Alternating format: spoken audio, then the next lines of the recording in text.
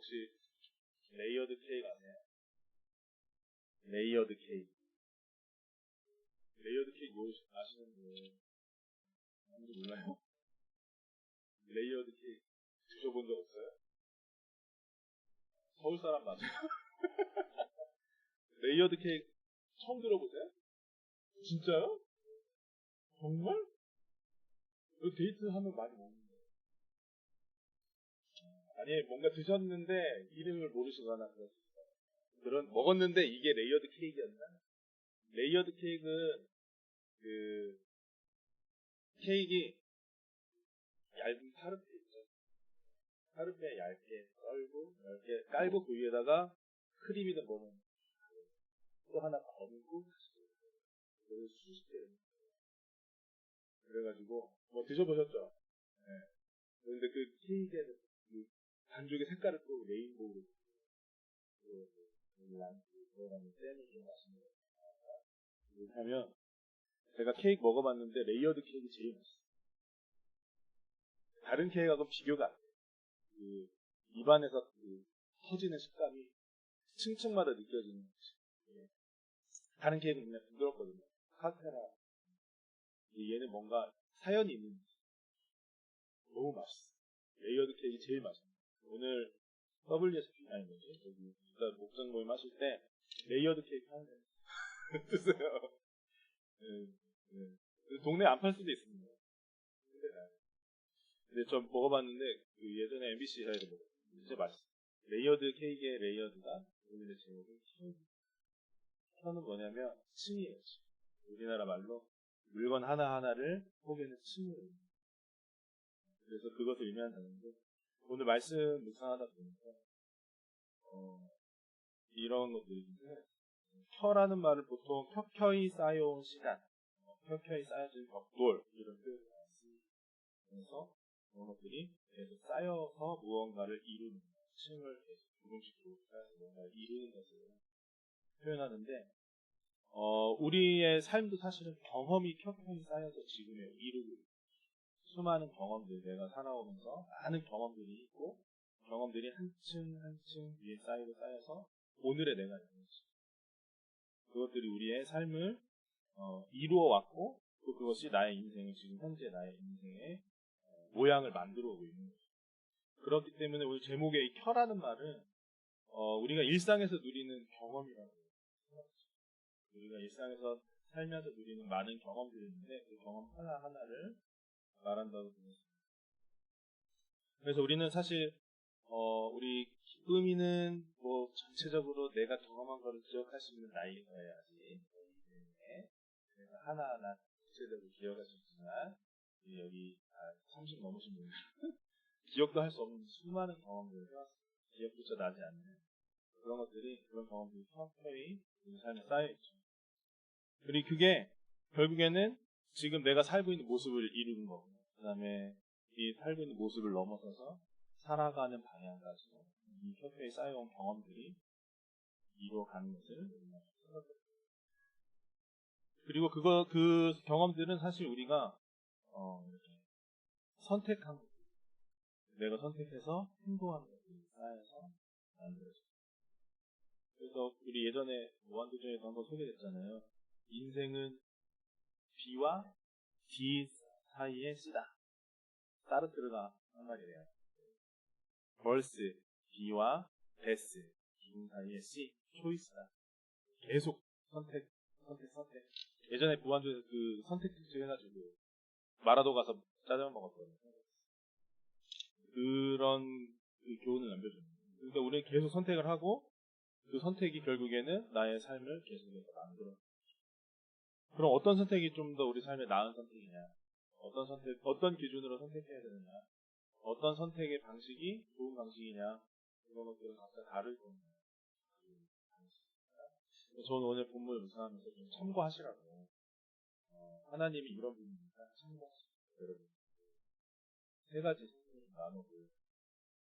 첫 번째로 하나님은 자기에게 문제를 가지고 나오는 사람에게 귀를 기울이시는 분이에요. 하나님은 문제를 가지고 하나님 앞에 나오는 사람에게 귀를 기울여주세요. 하나님의 성품이 그렇습니다. 1절과 2절 한번 보면은 이제 오늘의 본문에는 주인공이 이제 한 여인이 나와요. 그 여인은 설명을 알 수 있듯이 선지자의 생도의 아내, 그러니까 이 엘리사 선지자가 기르던 수많은 제자들이 있었는데 또 선지자 생도의 이 배움을 갖고 있는 사람들이 있었는데 그 사람들 중에 한 명의 아내. 근데 아쉽게도 이 남편이 죽었어요. 선지자의 생도가 죽었어요. 이 여인은 두 아들과 함께 남겨졌어요. 그리고 오늘 엘리사에게 와서 이렇게 말하는 게 아니라 부르짖는다. 그래서 뭔가 어려운 일이 생겼어요. 어떤 일인가 봤더니 이 여인의 아들 둘이 빚 때문에 종으로 팔려가거든요. 빚을 갚지 못하면 종이 되는 거예요. 채권자의 종이 되는 그런 상황입니다. 그래서 이 여인이 어떻게 살았는지 모르겠지만 어려운 상황입니다. 남편을 잃고 살려고 발버둥 쳤죠. 근데 사실 지금도 그렇지만 예전에 남성중심 사회 여인이 좋은 직업을 갖기가 어렵습니다. 교육도 받지 못해요. 또 기회를 얻지 못해요. 아주 좋은 직업을 가질 수 있는 기회가 그렇기 때문에 여인이 혼자 남아서 두 아들을 양육하고 기르는 일을 한다는 것은 사실상 매일 다른 일 또는 할 수 없는 일 아니면 굉장히 비천한 일을 하지 않으셔. 그러니까 빚이 막 늘어나는 그런 상황이라고 보여집니다. 그래서 굉장히 아픈 상황에 있는 여인을 보게 되는데 그녀가 엘리야에게 와서 이렇게 말하고 있어요. 엘리사에게 와서 당신의 종이 여호와를 경외한 줄을 아십니다. 엘리사한테 와가지고 따질 수 있잖아요. 당신 밑에서 일하다 우리 남편이 죽었어요. 당신 밑에서 배우다 죽었잖아요. 책임지세요. 할 수 있잖아요. 따질 수 있어요. 왜 우리 남편이 죽어야 했냐. 원망할 수 있잖아요. 근데 이 이야기를 들어보면 하나님을 경외한 저희 남편이 있었습니다. 여인은 결국에는 굉장히 어려운 마음으로 지푸라기를 할 수 있는 심정으로 간절한 마음으로 엘리사에게 찾아왔어요. 하나님께서 이 당시에 사회상을 보면 하나님을 향한 그 믿음을 표현하고 또 하나님을 의지하겠다라는 마음을 가지는 것이 쉽지. 요즘도 그렇잖아요. 요즘도 우리가 어떤 사안에 대해서 어떤 사안을 판단하고자 할 때, 또 결정을 내려야 될 때, 하나님께 질문하고, 하나님께 물어보고, 하나님의 지혜를 구한다. 그럴 때가 하나님, 네이버를 뒤져보고, 또는 다른 사람들의 경우, 예를 들어 물건 살 때도, 물건을 사려고 할 때, 물건 사용기를 찾아본다. 그런 것들을 먼저 판단을 하려고. 그런 일들을 가는 건가. 근데 이 당시에는 이 신앙이란 종교라는 것이 굉장히 사회 전반적인 문화에 깔려 있는 것이고 사람들의 생각의 근간을 자리하고 있기 때문에 이 당시에 가장 대표적으로 부딪히고 있었던 종교는 바알과 아세라 하나님을 섬기는 이 두 종교들 대표적인 종교들이 부딪히고 있었죠. 그렇기 때문에 일상적으로 나는 하나님 편에서 하나님을 의지하는 결정을 할 거야 라고 그렇게 말하는 문화가 되게 아니었던 거죠. 북이스라엘이라는 지역이 계속해서 하나님을 배신하고 하나님의 믿는 신앙을 거부하는 사람들이 왕이 되었고 그것을 인해서 계속 그 나라의 문화가 무너지고 하나님 여호와를 신앙하는 것 자체가 어리석은 또는 상식적이지 않은 또는 이제 올드 패션이 되죠. 그런 것이었어요. 그렇기 때문에 이렇게 어려운 일이 생겼을 때 하나님께 간구한다? 그게 뭐 좀처럼 일어나는 일은 아니에요. 근데 이 여인은 자기 문제를 가지고 하나님께 엘리사에게 하나님으로부터 어떤 응답을 받고자 하는 여호와를 경외하는 제 남편의 이런 사정이 있습니다. 나가갑니다.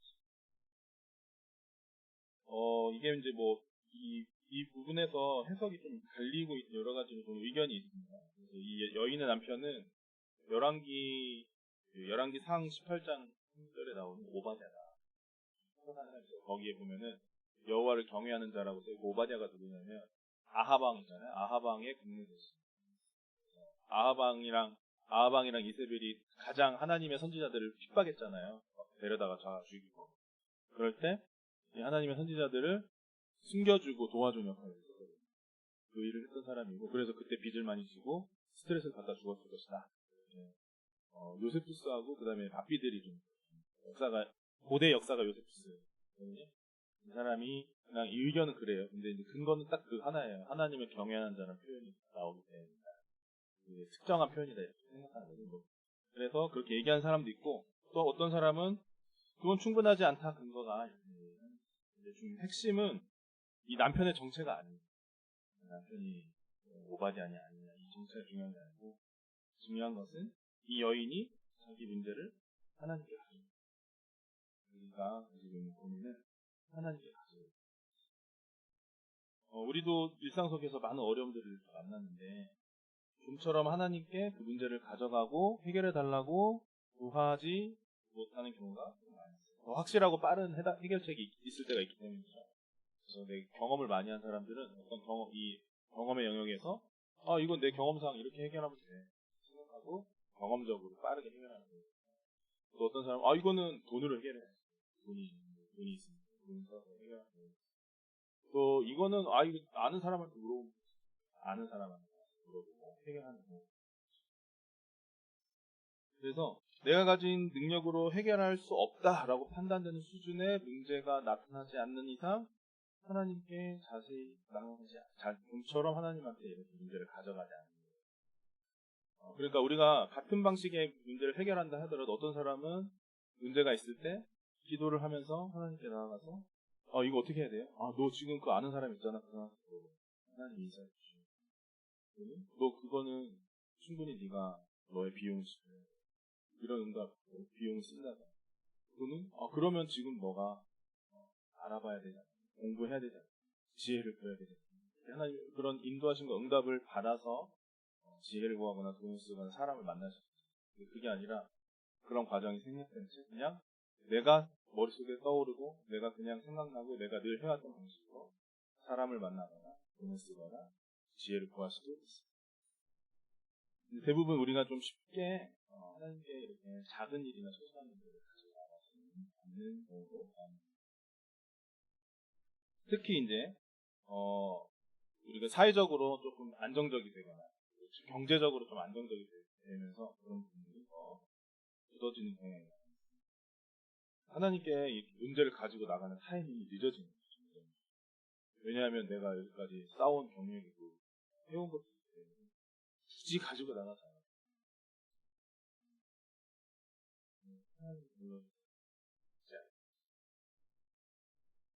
제가 이 대학교 다닐 때 강남에 있는 대형 교회에 출석했었어요.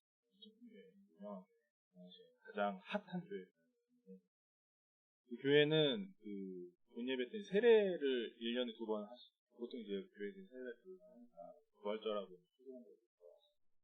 세례식 할 때 특별한 문화가 있었어요. 세례를 받는 분들이 앞에 나와서 자기가 왜 예수님 믿게 됐는지 간증을 하는 거예요. 근데 거기서 간증하시는 분들이 거의 대부분 50대, 60대 남자분이나 여자분들. 이분들이 간증이 디테일은 다른데 구성이 다 똑같아요. 두 가지예요. 죽을 병에 걸렸거나 아니면 망했거나. 둘 중에 하나. 거의 열의 아홉이 죽을 병에 걸려서 예수님을 만나가지고 여기 왔어요. 사업을 하다 망해가지고 거의 완전 파산이 됐는데 다행히 이렇게 돼서 여기 왔어요. 그러니까는 우리가 하나님 없이 살아가는 삶을 지속적으로 하나님과 교제하지 못하고 하나님께 묻지 않는 삶을 지속적으로 살아나가다가 보면은 어느 순간 인생에 결정적인 문제가 생길 때만 하나님을 찾게 됩니다. 저희 할머니가 재작년에 돌아가셨는데 93세로. 근데 그 전에 열심히 불심히 유교 열심히 돌아가시기 전에 세례를. 그래서 이제 불교를 열심히 참선하시면서 매일 아침마다 새벽 5시에 일어나서, 새벽 기도 5시, 새벽 5시에 일어나서 참선을 하셨어요. 할머니 방에서 소리가 막 흘러나요. 불경에서 소리가 들리고 조용히 가만히 있으셔야 계속 그거 갑자기 불경에서 제가 대학생 때 같이 살아가요. 할머니한테 여쭤봤어요. 궁금해가지고. 그래서 할머니가 아침에 새벽에 그 참선하면 무슨 생각하세요? 뭐 부처님이랑 뭐 좀 만나시는 거야. 이렇게 궁금해가지고. 할머니가 도대체 왜 저걸 하실까? 매일 하시는 거예요. 그리고 또 절에 가서 또 하시는 거예요. 왜 하실까? 궁금해가지고.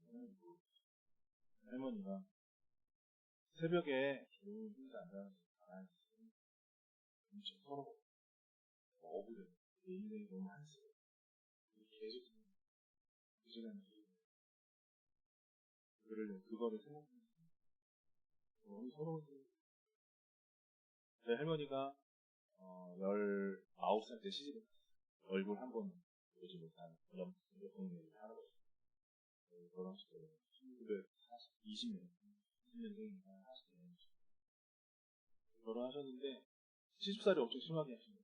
아이 5명 낳고 결혼하고 저희 아버지 태어날 때 한국전쟁이 일어났어요. 그래서 전쟁터에서 아이들이 갓난아기 태어난 아기들이 폭격 피해서 다니시고 한국사의 질곡 그 세대 분들이 다녔거든요. 그러니까 한국사의 질곡 지신 거고 엄청 가난하셨고 또 시집살이도 심하게 해가지고 할머니 손가락이 휘셨거든요.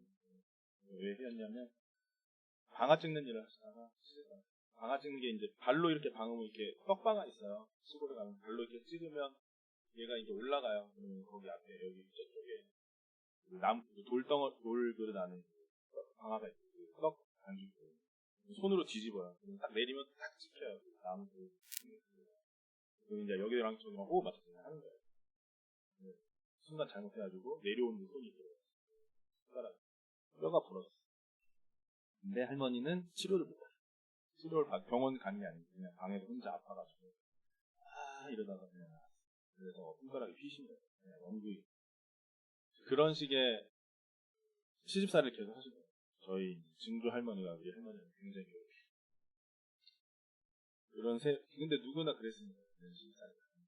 그런 세월을 계속 가난하게 자녀들 키우느라 그러고 나서 새벽에 앉아서 자기 인생을 돌아보니까 남아있는 것이 그래도 이만하면 내가 아이고 잘했네 아이고 귀찮네 너무 서럽고 힘들고 괴롭고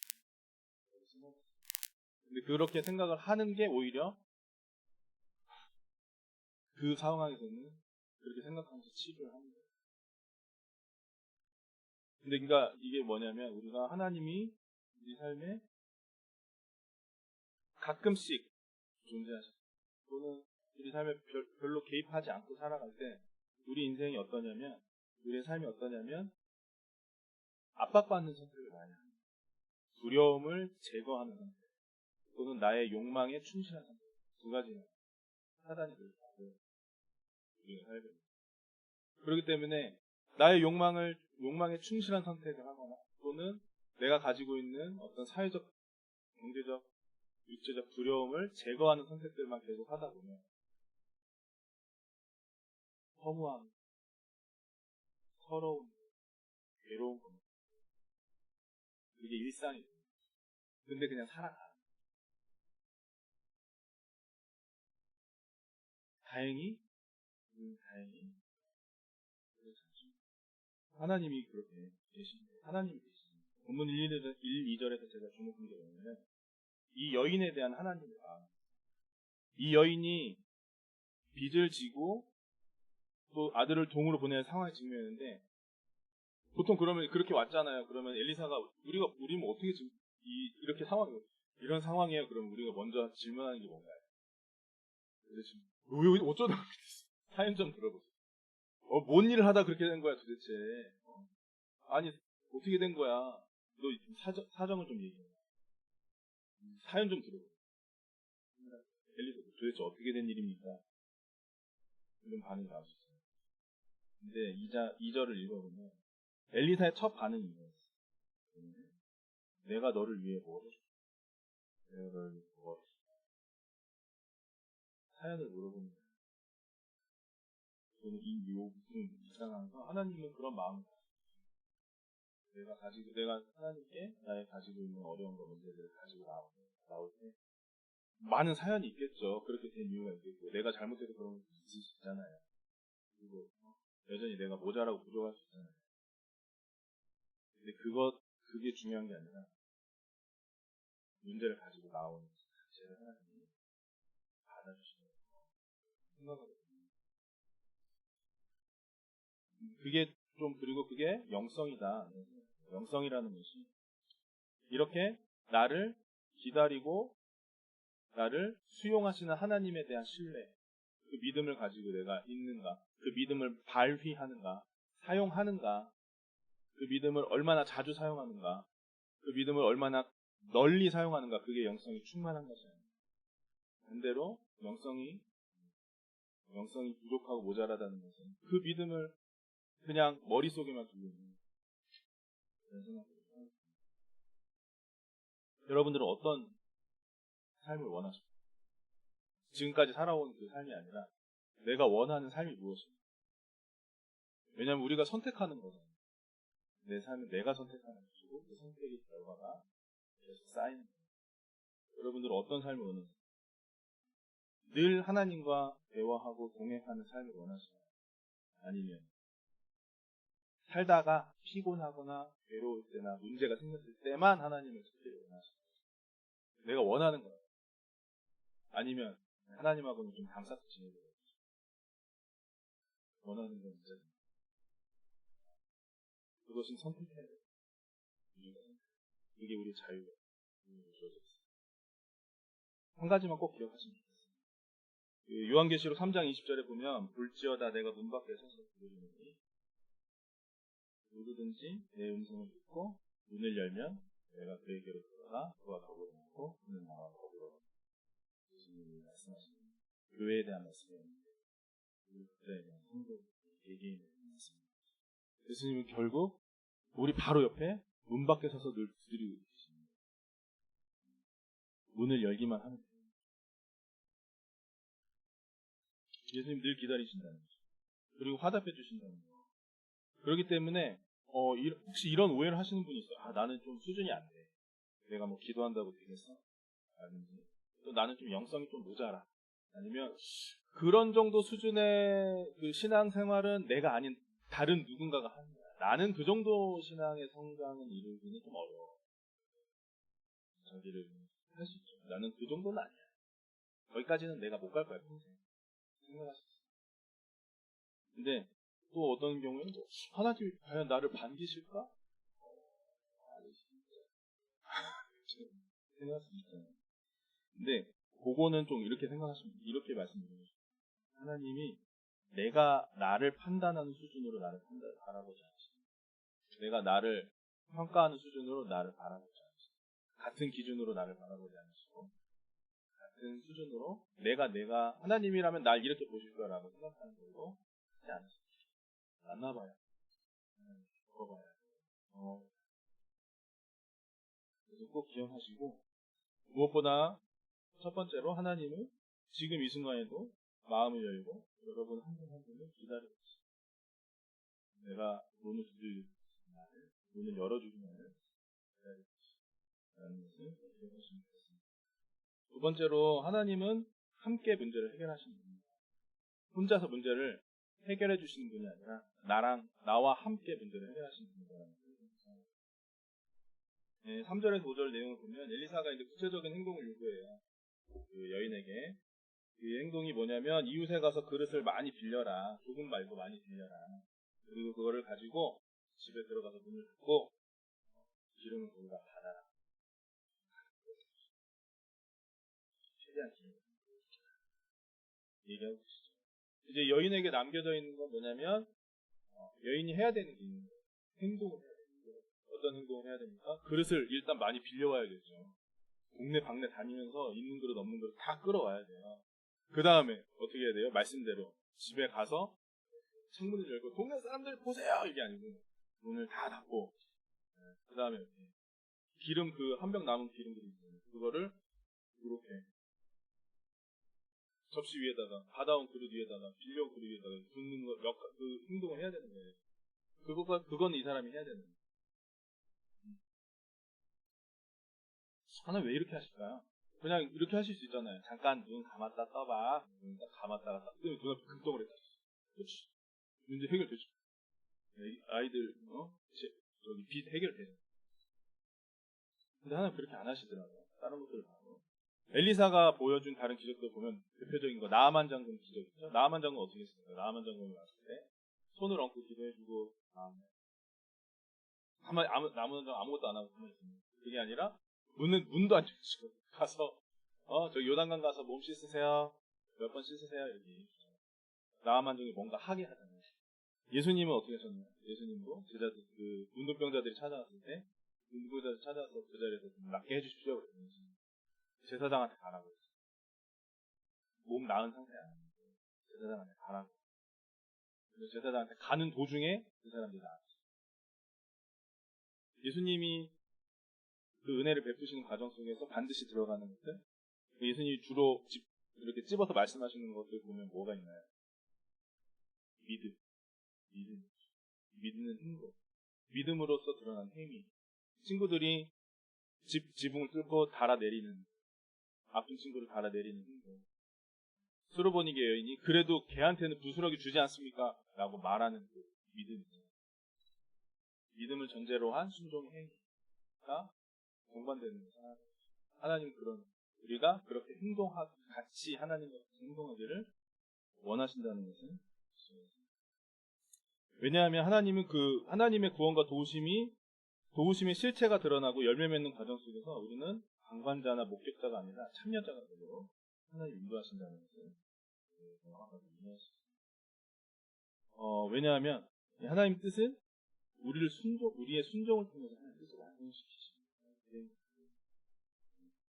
이 여인의 이 이야기에서도 이 여인의 적극적인 순종, 그릇을 막 이 여인이 만약 그냥 그릇 딱 하나 가져다 놨다면 빚을 해결할 수 있을까요? 작은 간장 종지 하나 이 정도 될까? 갖다 놨으면 될까요? 그렇지 않잖아요. 이 여인의 적극적인 행동을 요청하시는 거죠. 참여하게 하시는 거예요. 왜 그러냐면 이런 경험이 하나 둘 켜켜이 우리가 쌓여갈 때 우리가 성장하게 돼요. 우리 믿음이 성장하고 신앙이 성장하게 됩니다. 그러니까 이 여인에게 지금 오늘이 있는 이 기적은 일생일대에 한 번 있는 아주 큰 사건이기도 하지만 반대로 그 여인의 일생에서 수없이 주어지는 하나님의 은혜의 한순간일 뿐이기 때문에 이 사건이 굉장히 중요한 사건이라 기록되어 있지만 기록되지 않은 이 여인의 인생에 하나님의 여러 이 여인의 순종을 통해서 이 여인이 이후에 어떻게 행동했을까요? 하나님의 은혜를 경험하고 나서 야 하나님이 진짜 살아계시네? 도와주시네? 다음에 또 이유가 살다 보면 문제 생길 수 있잖아요. 그럼 또 하나님 또 가야 돼. 또 갔더니 또 하나님이 또 도우시는 거예요. 이렇게 했어. 그래서 또 도움을 받았어. 그런 게 계속 있겠죠. 성경에는 기록 안 해주셨어요. 그런 것도 있었겠죠. 그렇게 계속해서 그 인생에 그 경험이 쌓아져 가는 거예요. 그거는 우리 모두 다 마찬가지인 것 같아요. 저도 이렇게 다시 돌아보면 제 삶을 돌아볼 때 어떤 그런 작은 데서 시작했어요. 굉장히 작은 데서. 저희 대학교 1학년 때 제가 이 어떤 선교단체 멤버 거기서 열리는 여름 수양회 갔었는데 그때 이제 갈 때 저는 궁금한 게 있었어요. 여름 수양회 참여하면서 내가 왜 죄인인가 잘 몰랐거든요. 죄인이라는데 너가 죄인이라서 예수님이 너를 위해 죽으셨다는데 내가 뭐가 죄인이지? 나 친구들이랑 별로 싸운 적도 없는데 그렇게 나쁜 짓 아닌데 나름 착하게 살아왔는데 내가 무슨 죄가 이렇게 크다고 죽을 죄라고 했지? 그런 고민이 있어요. 저는 이해가 안 돼요. 그래서 그걸 가지고 수양에 가서 이제 기도했어요. 그래서 우여곡절 끝에 결국에는 그 수양회 때 깊이 이해하게 됐어요. 하나님 만난 저의 첫 번째 경험 기억에 남아요. 하나님에게 뭔가를 구하고 하나님이 뭔가를 나에게 주시고 그 수양에 가서 제가 한 거는 축구 열심히 해요.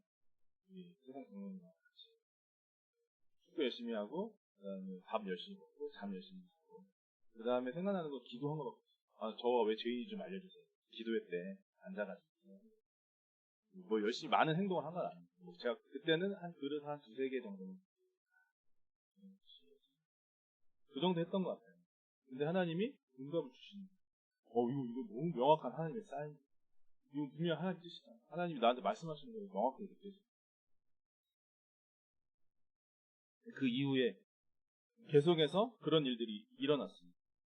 하나님께 무언가를 구하고, 그럼 그것이 다시 응답으로 오고, 내가 무언가 그 응답에 맞춰서 행동하고 액션을 하면 결과가 이어지고, 그런 것들이 계속 쌓이는 거예요. 처음에는 되게 그냥 굉장히 개인적이고 제 안에서의 일이었어요. 점점 그것이 쌓여가면서 점점 커지는 거예요. 점점 그릇을 많이 모아오게 되는 거예요. 이 동네가 여기서도 그릇 갖고 와야겠다. 저기서도 그릇 갖고 와야겠다. 그릇을 막 모아오게 되는 거예요. 그런 일들이 점점 많아지고, 지금 돌아보니까 꽤 많이 그릇을 모으려고 이리저리 돌아다닌다. 근데 그거를 억지로 한 게 아니고 재밌어서, 좋아서, 하고 싶어서 한 게 돼요. 그러니까 중요한 건 뭐냐면, 그릇을 모으려고 하는 이 여인의 태도, 우리에게도 적용되는 거죠. 하나님의 구원과 선교에 우리를 참여하려고 독려하실 때 우리가 그것에 순종하고 그 행동을, 하나님 원하시는 그 행위를 따라가려고 하는 거, 그 태도가 되게 중요해요. 한 번 순종하면 두 번 순종할 수 있고, 두 번 순종하면 네 번, 여섯 번, 10번, 100번 순종하게 돼요. 그런 것들이 점점점 쌓여가면 그것을 통해서 어떻게 됩니까? 그것이 쌓여져 가면서 우리가 우리의 구원, 우리의 성화를 이루어 갈 수가 있습니다. 이 험한 세상에, 거칠고 잔혹한 세상에서 또 수많은 이성과 철학과 판단과 가치가 공존하는 세상에서 우리가 나의 구원을 온전히 이루어가고, 나의 구원을 온전히 나의 성화를 이루어갈 수 있는 저력이 됩니다. 순종의 경험들이 쌓이고, 또 하나님 나라가 견고하게 이루어지는, 우리를 통해서, 나를 통해서 하나님의 선교가 견고하게 이루어지는 저력이 되고 능력이 됩니다. 이런 경험들이 켜켜이 쌓여있는 그 경험들은 사단이 함부로 공격할 수 없는 강력한 영적인 능력을 갖추게 돼요. 한두 번의 큰 경험, 한두 번의 그런 것들이 아니고 계속해서 날마다 사소하지만 조금씩 하나님과의 관계가 있었고, 하나님의 응답이 있었고, 하나님의 성품을 경험하는 시간들이 쌓이는 것이 훨씬 더 단단하게, 훨씬 더 견고하게 나의 신앙과 인격을 온전히 이루어가고 세워가는 것입니다. 그래서 작은 일에 하나님을 도우심을 구하는 것은 되게 미미한 거예요. 그리고 때로는 우리가 심지어 그래서 이 정도는 그냥 내가 알아서 하지, 이렇게 생각하고 안 할 수도 있어요. 그런데 반대로 그 작은 일 하나에 하나님의 도우심을 구하면서 하나님의 임재와 개입과 섭리를 경험하는 경험들이 많아지는 것이 우리에게는 가장 중요한 일입니다. 우리가 생각하는 우리가 보아온 수많은 신앙의, 믿음의 거대한 거인들, 영적인 거인들을, 그분들도 다 이 작은 경험으로 시작해요. 작지만, 사소하지만, 개인적이지만 아주 작은 경험들이 에서 시작돼서 그런 열매를 맺습니다. 그렇기 때문에 요즘에 지금 우리 각자의 삶에 하나님이 어떤 그릇을 모으라고 하시는 음성이 있다면 기꺼이 열심히 모으시기 바랍니다. 그게 아주 작지만 좋은 시작이 될 수 있는 거죠. 세 번째로, 하나님은 오늘 본문의 이제 마지막 결과 부분인데, 하나님은 언제나 충만히 주는 분이시다. 하나님의 성품은 우리에게 늘 풍성하게 주십니다. 풍성하게 부어주신다는 것을 묵상합니다. 이 하나님의 도우심과 구원의 결과, 오늘 본문에서 한번 볼게요. 저는 이거 읽다 보면 저는 좀 사실은 요게 많이 관심이 생겼어요. 이 여인은 과연 몇 그릇이나 모았을까? 이 여인이 그릇에 모은 기름의 양은 과연 얼마의 가치가 있을까? 평생 쓰고 남았죠. 어마어마한 양을 모았을까?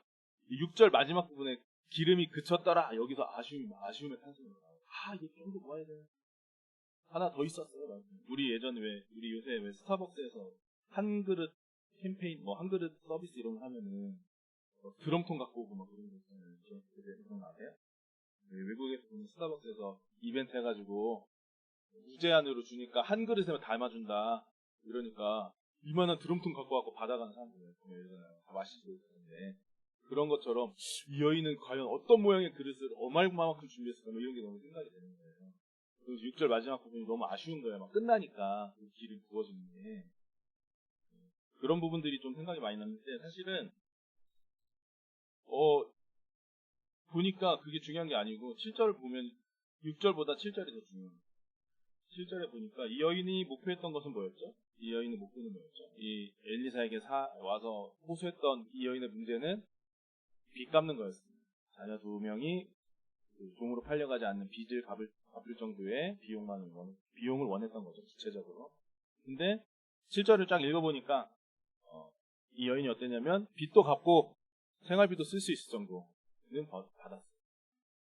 생활비라고 쓸 수 있을 정도라면 당분간은 어떤 자리 잡을 수 있을 정도의 양이겠죠. 풍성해요. 차고 넘치게.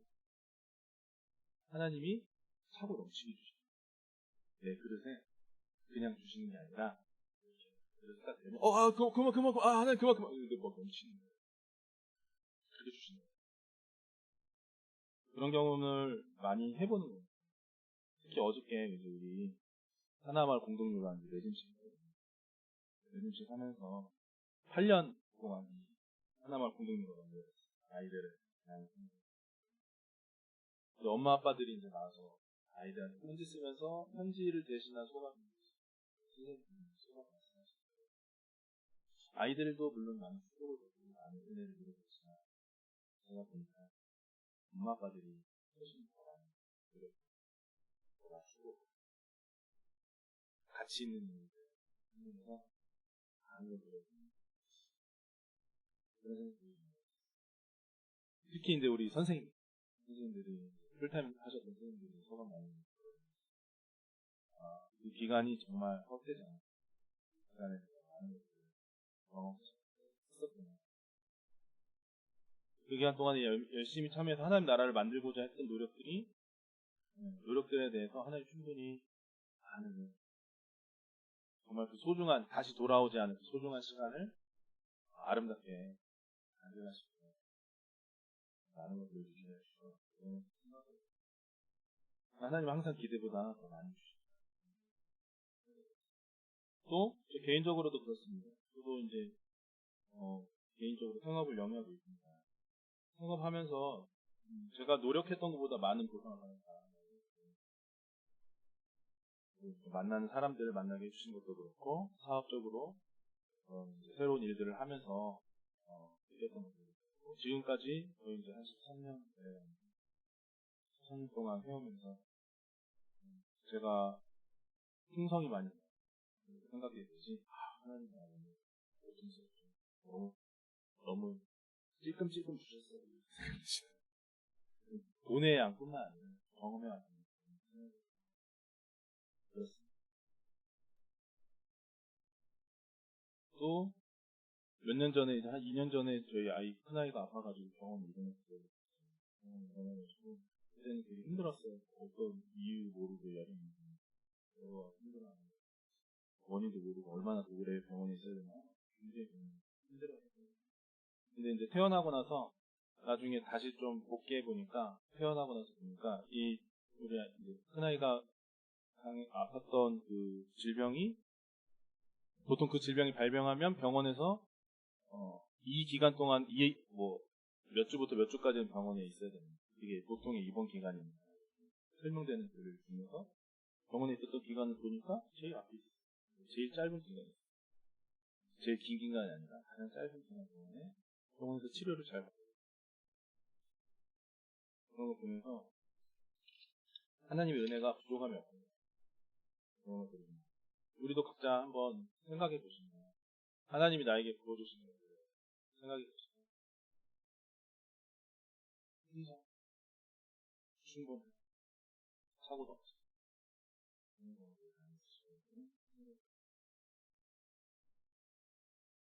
물론 지금 어두운 좀 굉장히 힘든 기간일 수 있어요. 힘든 터널을 통과하시는 분들이 있을 수 있어요. 하지만 그거는 과정, 지나가는 지점. 우리가 우리 목표 지점이 아니고 우리가 도달할 지점이 아니라 우리의 지점이 우리가 목표로 하는 지점, 하나님 우리에게 영원히 머물도록 하신 그 본향이라는 것은 도착할 때 충분한 은혜를 누리는 것이다. 과정에서도 뿐만 아니라 결과에다. 그것이 우리의 운명입니다. 우리가 예수님을 영접하고 예수님과 함께 살기로 결심하고 나를 내리했을 때 우리에게 주어져 있는 것입니다. 그러므로 오늘 나에게 있는 것을 지키거나 지금 내가 누리고 있는 것을 소중히 여기는 것. 그래서 그것이 없어질까 두려워서 열들 떠는 일은 없어질 거예요. 그냥 하나님이 이래서 더 주신다. 내가 가지고 있는 걸 다 잃어버리면 더 보여주신다.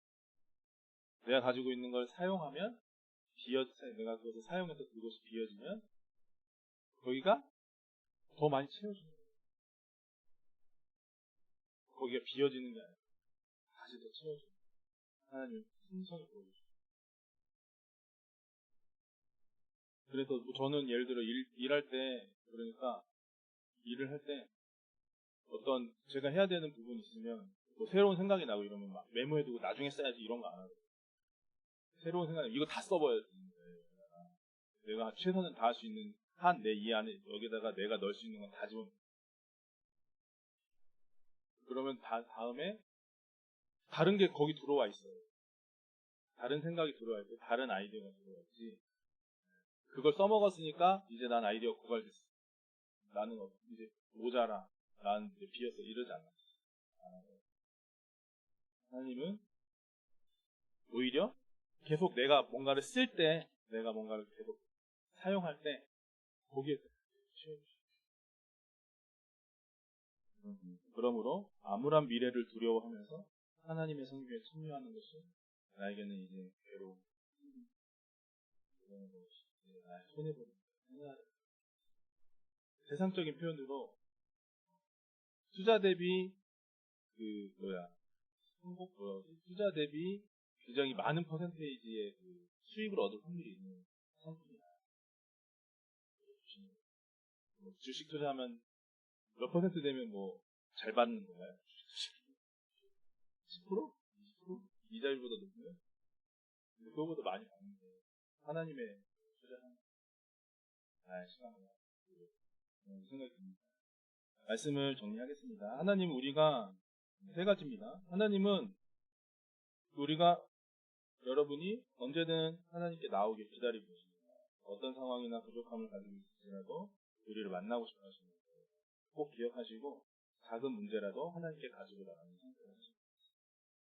또 하나님은 함께 구원을 이루어 가시는 분이에요. 그릇 모으는 일이 우리에게 주어져 있습니다. 내가 몸을 움직이고 마음을 쓰고 내 시간과 노력을 들여서 뭔가를 해야 되는 것이 있을 것입니다. 주저하지 마시고 선택하십니다. 기름병을 들어서 그 그릇에 붓는 행동을 하는 겁니다.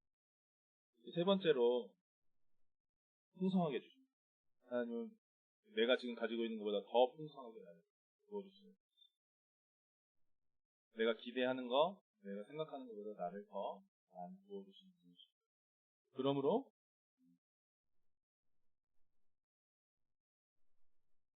내게 가지고 있는, 내가 지금 내 손 안에 가지고 있는, 또 내가 지금 누리고 있는 그 현재를 아까워하지. 다 써버리면 더 채워집니다. 일상 속에서 그래서 일상 속에서 하나님을 생각하는 것이 계속해서 쌓이는 것이 얼마나 멋진 열매를 맺을까 기대해 보시면 좋겠습니다. 그런 선택들이 모여서 그것이 켜켜이 쌓여서 우리의 일상이 변화되고 삶이 변화될 때 삶이 열매 맺을 때 어떤 열매 맺을까 기대하면서 나아가면 좋겠습니다. 이 시간 같이 기도하도록 하겠습니다. 하나님은 우리를 기다리고 계십니다. 하나님 우리와 함께 하시길 원하십니다. 하나님 풍성하신 분이십니다. 하나님과 동행하겠습니다. 하나님과 함께하기를 원합니다. 주님, 저의 선택을 인도해 주십시오. 저의 작은 하루하루의 경험 더 많이 주님을 향해 쌓이게 도와주십시오. 지금 같이 기도하고